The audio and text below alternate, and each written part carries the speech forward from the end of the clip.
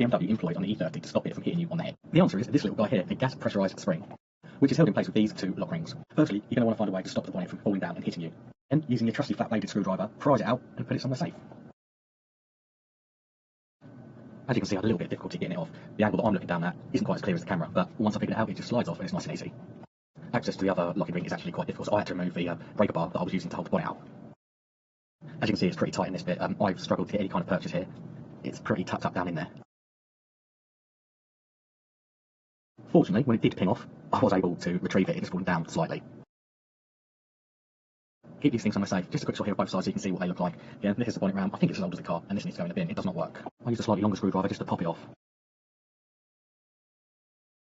Next thing you're going to want to do is grab your new one and rip it out of the packaging. As you can see, my old one, you can push it in quite easily by hand, whereas the new one is actually quite difficult to move.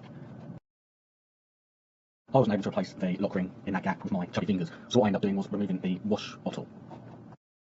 It's quite simple how it's held in. It's done by that plastic screw, and also it just sits in a tab there. If you give it a wiggle, it'll come out pretty easy. And this gave me much better access to unscrew that part of the bonnet mechanism so that I could fit the ram on a lot easier. With the wash bottle removed, you've actually got quite a lot of access to that nut. It's a 13mm. I use the spanner, but obviously you can use a ratchet or whatever takes your fancy.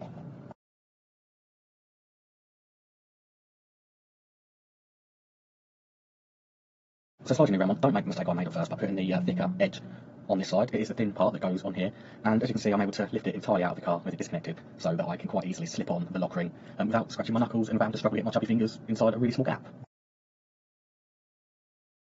Now, one of the beauties of filming when you work is you can actually watch it back and realise the mistakes you've made here. You can see that I put the washers in the wrong place, so it doesn't quite sit properly. It'll work, but it might wear, so when I get the opportunity, aka tomorrow, I'm going to sort this out and make sure that I put all of the washers in the right place.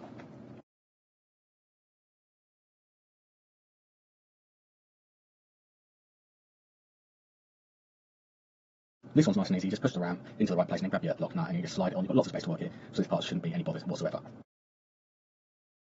So there we have it, another good job well done. As you can see, the bonnet is now holding itself up.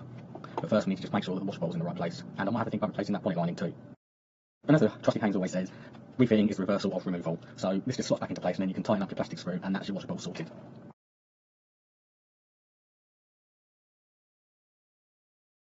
A top tip is always make sure you check your workspace, especially working on the bonnet. Make sure you've not left anything there. As you see, I'm going to test it now. Bonnet goes down as it would, and then it lifts up. The ram doesn't actually make it go up and down, doesn't assist in that like it does on modern cars. It's simply there to serve the purpose.